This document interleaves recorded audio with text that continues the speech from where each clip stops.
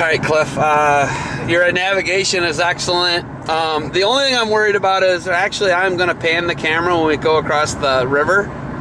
They got some crazy flooding here, don't they? It was bad, man. For the first day we were here, we were really starting to worry that if we were going to actually be able to do this thing, the flood, like I had no clue there were flooding at all. And we get off the plane and start getting some texts from people, and they were like it's bad. And of course we get the whole history of, flooding around Waverly, and talked to some people that actually had connections to the city engineer, and basically the guy said that the half of the town we're on is safe and the other half is like impending doom or whatever. Seriously, no, real thing.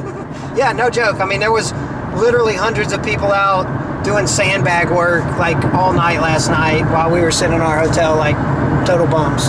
Okay, so I got to tell you this.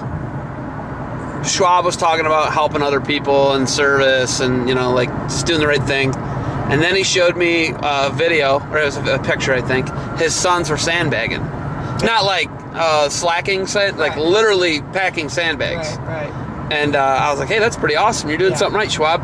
Yeah. And, but, that's something where they're talking about how the community's coming together here. And yeah, believe it or not, I didn't realize how bad it was until I went to the store the other day, and there was a storage unit literally being overtaken with water, and people are emptying out the storage units into their pickup trucks. I mean, it's sad to see people have to put their life on hold and, kind of run from it. But, it's unfortunate. But that's one thing we can't control is the weather. So if we had to cancel it, we had to cancel it. And we'd figure out a way to redo it another day. I was told that they had to remove like a bunch of historical artifacts from the Dan Gable Museum. Did you hear that? Yeah, well, they had to put them up off the ground just in case, and they put some sandbags around it. Of course, it got hit a couple years ago, and a lot of stuff got messed up, and they weren't prepared for it. So I think they're a little more prepared for it. We were actually over there the other day, but I'd never been there. I guess I hated wrestling for so long, that I just haven't gone to the Dan Gable. But it was awesome. I wish I had more time to spend over there. It was insane. The library they have and the stuff they have on the walls, and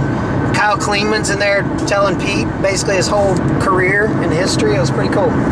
Looking at, barring natural disasters, how has C3 gone here in Iowa? I know that it's a totally different market than Georgia. This is actually the third combine you guys have actually put on. Right. 2 in Georgia and McDonough, your hometown and your home facility.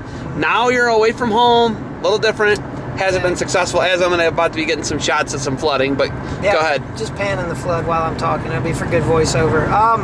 Like I said, when Pete kind of brought this idea up, 2.5, 3 years ago, like we didn't really have a vision of how far it can grow and where it could grow, and we knew if we could do it in Georgia, we could do it elsewhere. And then the more we kind of started thinking about it, the more we kind of realized that Georgia and people in the Southeast don't get the same looks that wrestling-rich states like Iowa do. So as we were planning this and the numbers weren't growing as big as we thought they were, we were close to our target, but close to our target a little bit later than we'd want.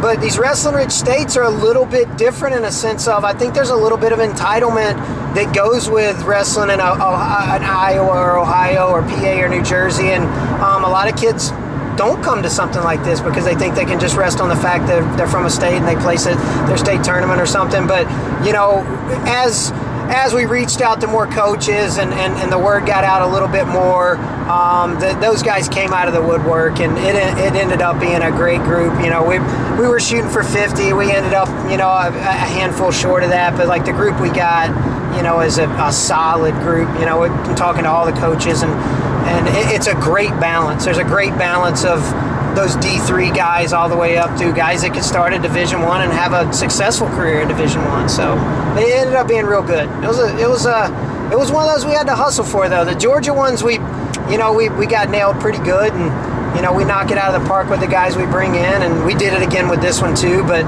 it was a little tougher to get those numbers. But I think the community's seen it. And especially the coaches that have come have seen it that hadn't seen it before. I think it's going to be a little bit easier to do it next year. Elite Takedown Club. Yeah. Right? Gray. Really nice facility. Unbelievable. Awesome. Actually, really awesome today in talking to Cody Caldwell. Yeah. His junior high school, ironically enough, destroyed by flooding, and that's why it's not at a middle school anymore, as we see some flooding off to our right here. Yeah. But that was the middle school Cody Caldwell went to. Yep. And then we're actually wrestling in the wrestling room where he did his junior high dual meets. Yeah, it was pretty cool. His dad, Rick, they all live in the Waverly area. We're probably, 10 minutes from Waverly Shell Rock where Rick coached and Cody wrestled. And they both came. Cody was recruiting for Grandview, and Rick just can't stay away from wrestling. So it was cool to, have him come in. Cody ran a session today. He's out on a recruiting trail picking up kids. And it's just cool to see stuff like that come full circle just in wrestling, And something Pete said the other night, he was like, it's just cool because he came through the wrestling process. He didn't have all these recruiting tools. He went to an elite Division I school. He was a two-time All-American, and he did it with a lot of these tools that didn't exist back then. And for him to be able to be a part of it, and us to be able to create this thing and have kids even maybe go to the even better program that they went to, and because of this, and 5-6 years from now, we got all this data of all these kids that came to the combine and what schools they ended up with, and how they had success is a cool story, not only for us to tell from a marketing perspective, but it kind of makes you feel like you're doing a solid for the wrestling process of recruiting and getting kids to the right spot. You see so many kids go to a school and it just wasn't the right school for them. And I don't know if spending 3 days or 2 days with a kid fixes all of that, but I think it definitely helps. $1 million question: will we continue to see the C3 brand and combines spread regionally throughout the country? We obviously know it's in the Southeast. We know it's getting a foothold in the Midwest with this. Are we going to see it continue to grow? Yeah, we will. Believe it or not, we probably got more people that want to host them right now than we'll ever do. We're going to be real cautious about how we grow it. We're gonna really target areas where there's a lot of college wrestling. We really think that making sure that it's a tool for the college coaches as much as it is for the tool for the kids to get seen is important.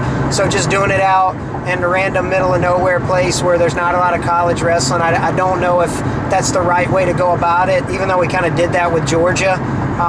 We kind of forced the issue a little bit there, but there's a big need down there for those kids to get seen. So we got to just kind of look at a map. We got to throw a lot of darts at the map, based on where colleges are, and then focus on those areas of, where there's wrestling rich, but there's also college rich, and, making sure we're getting the right kids to the right programs. Because, to me, looking at it, with my oldest son coming through when I was going on the recruiting trail, I would have killed to have something like this, and I would have driven 14 hours or flown on a plane to go get him in something like this. So to me, I think it's one of those, not necessarily if you build it, they will come, but I think as we solidify what this thing's about and are able to tell the story of how kids are getting to the right places, then it's kind of a no-brainer if you're trying to get in touch with some of these schools.